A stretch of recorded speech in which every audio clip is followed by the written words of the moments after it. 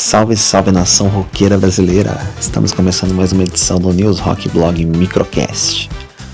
E por que Microcast? Porque é um podcast diferente, feito diretamente pelo WhatsApp, para você ouvir na sua academia, no metrô, no ônibus, indo para o trabalho, voltando, enfim, qualquer ocasião que você queira ouvir a palavra do rock nacional nos seus ouvidos. E o nosso entrevistado de hoje é vocalista de uma das bandas mais autênticas da história do rock nacional, ativa desde o fim da década de 80. Estamos falando, claro, das Velhas Virgens. Vamos bater um papo com ele, que é, além de vocalista, roteirista, diretor de televisão, escritor, uma das figuras mais queridas do cenário do rock no Brasil, Paulão de Carvalho. Palmas para o Paulão de Carvalho.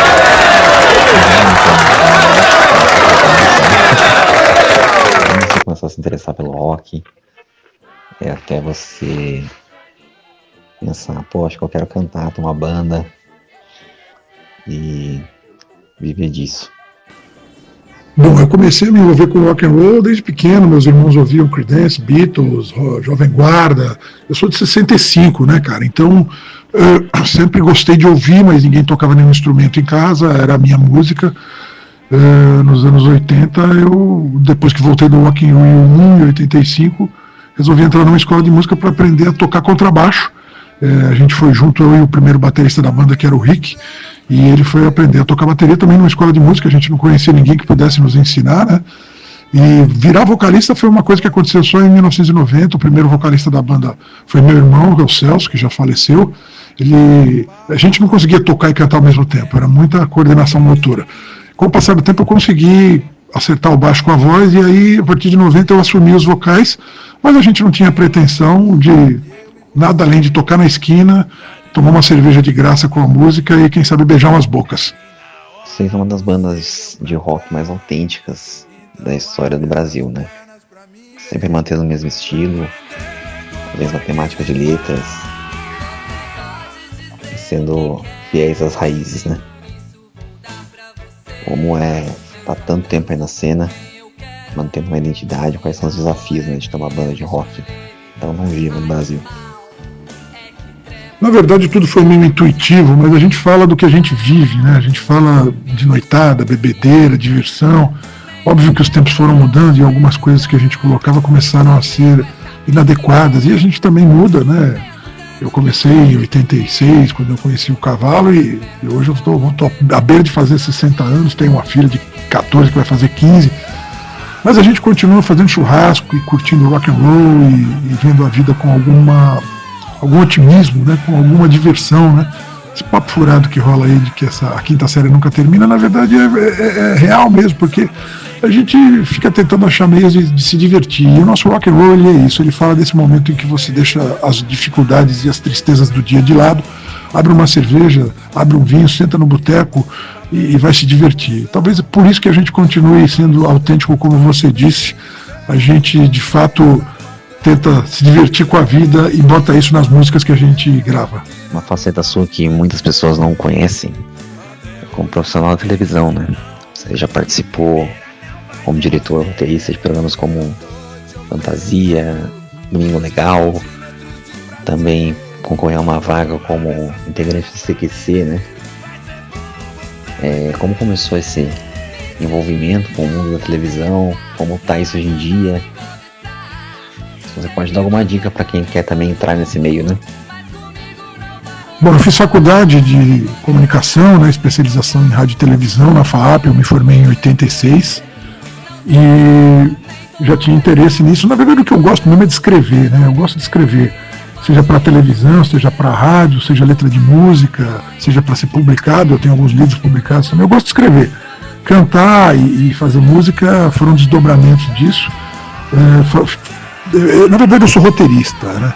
Desde sempre estou no SBT, desde 91, já trabalhei com o Silvio, com o Gugu, trabalho hoje com o Celso Portiolli, sou o chefe da redação do Domingo Legal desde 2010, mas trabalhei com a Mara, trabalhei com o Moacir Franco, com a Mariane, com a Eliana, fiz Teleton, fiz alguns realities, já fiz um monte de coisa em televisão.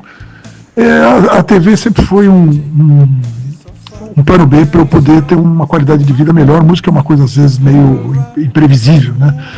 E é isso, hoje eu sou chefe da redação do Domingo Legal, sigo feliz trabalhando em TV e fazendo rock and roll.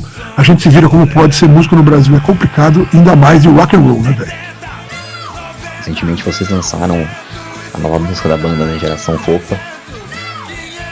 Já tá indo super bem no streaming aí. Como é que surgiu essa composição, como foi o processo de produção e como tá sendo, né, inserir uma música nova nos shows, vocês sempre, mesmo com tanto tempo de banda, inovando e lançando coisa nova? Geração Fofa é um raciocínio, é um pensamento sobre o relacionamento de gente da minha geração, outros do século passado, né? Vou fazer 60 anos agora em julho, com essa galera mais jovem, que vê o mundo de outra forma, que se relaciona com a virtualidade de outra forma, que é diferente, porque é de outra geração mesmo.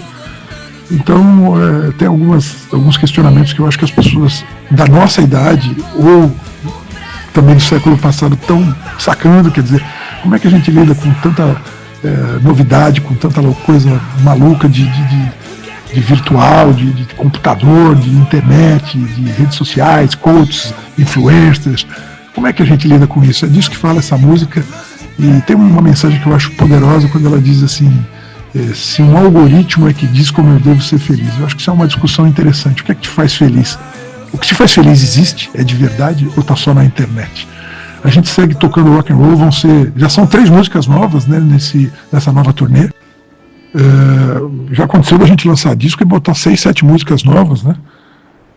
O pessoal do Aerosmith deu uma entrevista outro dia falando que, por mais que a gente faça música nova, as pessoas só querem ouvir as antigas, e é isso mesmo, a gente sente que as pessoas se sentem mais à vontade com o que elas já conhecem, mas a gente faz questão de dando novas mensagens, de colocando outras coisas, sempre com essa linguagem de rock and roll, com um pouco de boemia, um pouco de diversão, um pouco de ironia, e a gente vai tocando aí essa história. Tocar rock and roll hoje não é uma coisa de mainstream, não é uma coisa para quantidade, é para qualidade.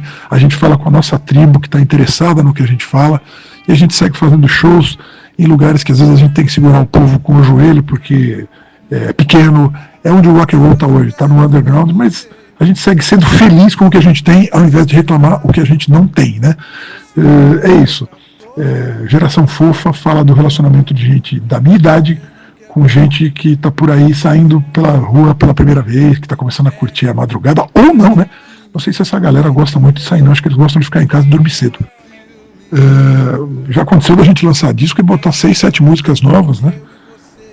O pessoal do Aerosmith deu uma entrevista outro dia falando que, por mais que a gente faça música nova, as pessoas só querem ouvir as antigas, e é isso mesmo, a gente sente que as pessoas se sentem mais à vontade com o que elas já conhecem, mas a gente faz questão de dando novas mensagens, de colocando outras coisas, sempre com essa linguagem de rock and roll, com um pouco de boemia, um pouco de diversão, um pouco de ironia, e a gente vai tocando aí essa história. Tocar rock and roll hoje não é uma coisa de mainstream, não é uma coisa para quantidade, é para qualidade.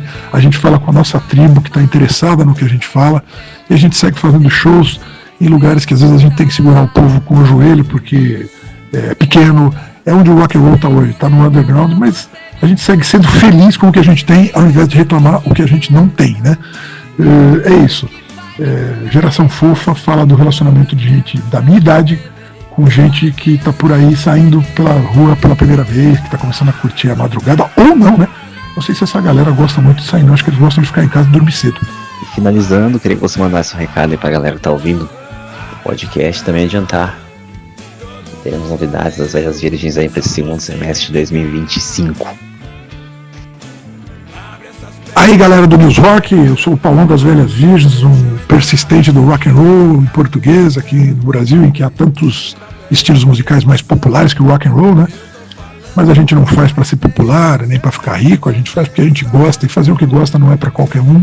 A gente vai estar comemorando 40 anos de banda em 2026, a gente tem um projeto ambicioso de lançar 40 canções novas, algumas já estão no show novo, a turnê começa agora em final de junho, Ogros do século passado, já está com 3 músicas novas, e a gente está tocando basicamente nessa turnê tudo o que todo mundo conheceu nesses 40 anos, tudo que todo mundo queria ouvir, às vezes não ouvia uma e não ouvia outra, a gente vai tocar todas, e vamos para a estrada fazer o que a gente gosta, tocar rock and roll.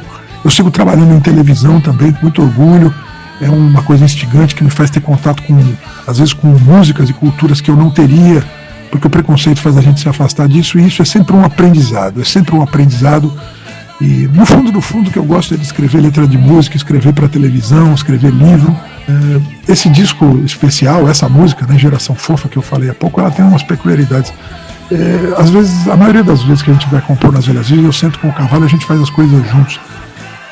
Dessa vez eu mandei textos para ele, textos sem musicalidade nem nada. Ele é que fez as músicas, pelo menos de boa parte das canções que já está no palco, que vai estar nesse disco, que é um dos discos dessas 40 músicas, que é o Ogros do século passado, né? Então eu acho que eu fiz o que eu sei fazer de melhor, que é escrever textos, pensando, ligando coisas, discutindo, questionando, e o Cavalo pegou isso e transformou em música. Ficou um disco com uma cara diferenciada. Lembrando que a produção fonográfica disso é do Gabriel Fernandes, que produziu o Bar Me Chama, e que está mixando isso lá de Los Angeles, que é onde ele está morando agora. E a gente segue fazendo essa ligação maluca entre o boteco e a vida, entre as contas, os boletos e os copos de cerveja. Grande abraço, a gente está sempre fazendo as coisas com tesão e fazendo o que a gente gosta, que realmente não é para qualquer um fazer o que gosta.